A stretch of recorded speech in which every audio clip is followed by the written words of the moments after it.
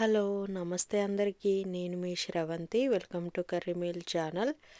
చాలామంది చికెన్ బిర్యానీ కావాలని ఓటు వేశారండి. సో మీ అందరి కోసం నేను ఈరోజు మంచి చికెన్ బిర్యానీ రెసిపీ అయితే చేశాను. టేస్ట్ మాత్రం అదిరిపోయిందండి, నెక్స్ట్ లెవెల్ ఉంది. అసలు ఏ రెస్టారెంట్లో కూడా ఇంత మంచి టేస్ట్ ఉండదు. చూడండి, పీస్ కూడా చాలా సాఫ్ట్గా ఉడికింది. దమ్ అయితే చాలా బాగుంది, పుల్ల పుల్లగా కారం కారంగా చాలా బాగుంది. స్మెల్ అదిరిపోయిందండి. అసలు రెస్టారెంట్లో కూడా ఉండదు, అంత బాగా చేస్తాను నేను ఎప్పుడైనా బిర్యానీ. సో ఈ రెసిపీ మీకు కావాలంటే వీడియో మొత్తం చూడండి. ముందుగా నేను ఇక్కడ 2.5 kg చికెన్ తీసుకున్నాను. ఇందులోకి ఒక 3.5 టేబుల్ స్పూన్ల కారం వేసుకోవాలి. అలాగే ఒక 3 స్పూన్లు ధనియా పౌడర్ వేసుకోండి, ఇది ఇంట్లో చేసిందండి. అలాగే 2.5 స్పూను చికెన్ మసాలా వేసుకోండి. 1 స్పూను పసుపు వేసుకోవాలి. సాల్ట్ మీరు రుచిని బట్టి వేసుకోండి. ఒక 3 టేబుల్ స్పూన్లు అల్లం వెల్లుల్లి పేస్ట్ వేసుకోండి. అల్లం వెల్లుల్లి పేస్ట్ ఫ్రెష్ది అయితే మనకి టేస్ట్ బాగుంటుంది. అలాగే కొంచెం పుదీనాకులు వేసుకోండి. కొంచెం ఆయిల్ వేసుకోండి. 1 కప్పు వరకు పెరుగు వేసుకోండి. ఒకసారి కలుపుకోండి. ఇందులోకి ఒక 2 టేబుల్ స్పూన్లు కాశ్మీరీ చిల్లీ పౌడర్ వేస్తున్నాను, కలర్ కోసం అండి. ఒక బిగ్ సైజు లెమన్ తీసుకోండి. ఈ బిగ్ సైజు లెమన్ అయితే మొత్తం జ్యూస్ వేసుకోండి. చిన్నవి అయితే 2 తీసుకోండి. ఇలా కలిపి పక్కన పెట్టేసుకోండి. 2 పెద్ద ఆనియన్స్ ఇలా సన్నగా కట్ చేసుకొని వేసుకోవాలి. ఇవి గోల్డెన్ బ్రౌన్ కలర్ వచ్చే వరకు ఫ్రై చేసుకోండి. వీటిని ఒక బౌల్లోకి తీసుకోండి. తీసుకొని పక్కన పెట్టేసుకోండి. ఇప్పుడు అదే ప్యాన్లోకి చూపించిన మసాలాలు వేసుకోండి. అలాగే ఒక 3 పచ్చిమిర్చి వేసుకోండి. 1 కప్పు ఆనియన్ పేస్ట్ వేసుకోండి. 1 కప్పు టమాటో పేస్ట్ వేసుకోండి. కొంచెం పసుపు వేసుకోండి. అలాగే కొంచెం అల్లం వేసుకోండి.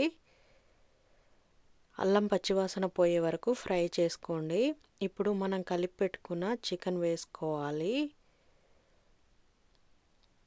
ఈ టమాటో ఆనియన్ పేస్ట్ వేస్తే ఏమవుతుందంటే గ్రేవీ మంచిగా వస్తుంది, టేస్ట్ బాగుంటుందండి దమ్ ఎప్పుడైనా.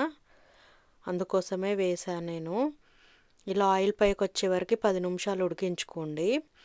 ఆ తర్వాత మళ్ళీ మూత పెట్టి ఒక 30 నిమిషాలు హై ఫ్లేమ్లో ఉడికించుకోండి. ఇప్పుడు ఒక గిన్నెలోకి కొన్ని వాటర్ తీసుకోండి. అందులోకి చూపించిన మసాలాలు వేసుకోవాలి.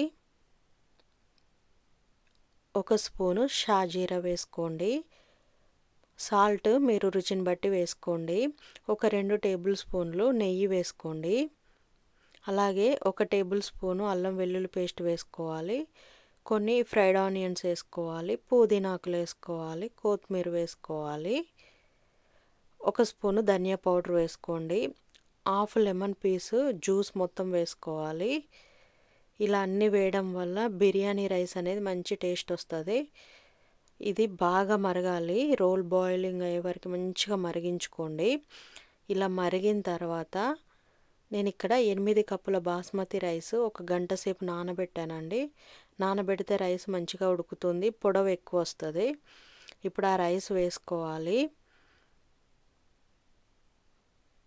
ఇప్పుడు ఈ రైస్ని ఒక 80% ఉడికించుకోవాలి మనము.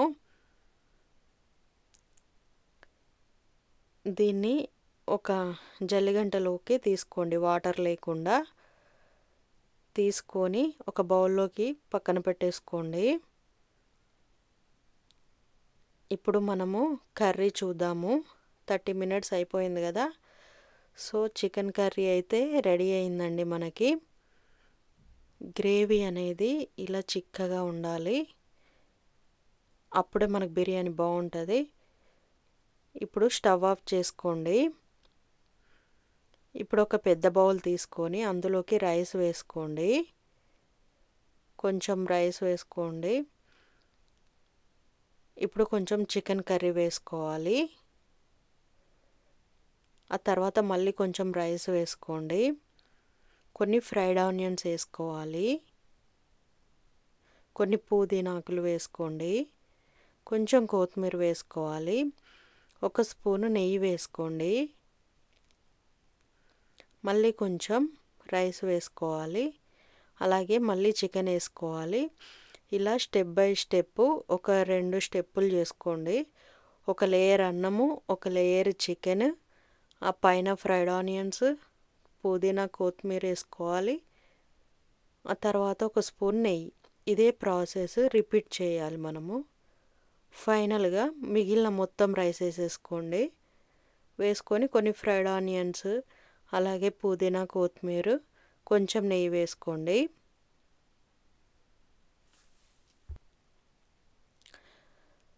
ఇప్పుడు కొంచెం ఫుడ్ కలర్ వేసుకుంటున్నాను నేను. ఎల్లో ఫుడ్ కలరును ఆరెంజ్ ఫుడ్ కలర్ 2 వేస్తున్నాను. మీకు ఇష్టం లేకపోతే ఇది స్కిప్ చేయొచ్చు. కొంచెం పసుపులో నూనె వేసుకొని కూడా న్యాచురల్గా వేసుకోండి, కలర్ బాగా వస్తుంది. ఇప్పుడు ఒక ఫాయిల్ పేపర్ తీసుకొని ఆవిరి బయటికి పోకుండా మంచిగా క్లోజ్ చేయాలి. ఇప్పుడు దీన్ని ఒక 25 నిమిషాలు లో ఫ్లేమ్లో దమ్ చేసుకోండి.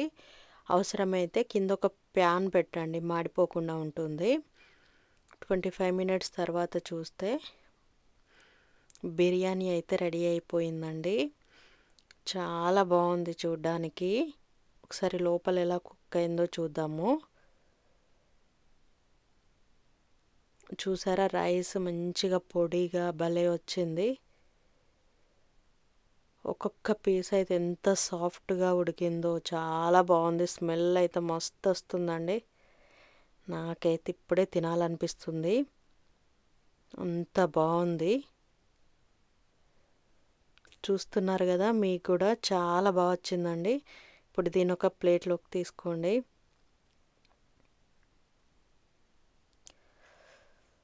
చాలా కలర్ఫుల్గా బాగుంది. కలర్ఫుల్గా ఉండడం కోసం కలర్ వేసాను నేను, అందుకే. మీకు ఈ వీడియో నచ్చినట్లయితే నన్ను సపోర్ట్ చేయండి, నా ఛానల్ని సబ్స్క్రైబ్ చేసుకోండి. మీరు సపోర్ట్ చేస్తే నేను ఇంకా మంచి వీడియోలు తీస్తానండి. నాకు మీ సపోర్ట్ అయితే కావాలి. Thanks for watching. Please subscribe our channel.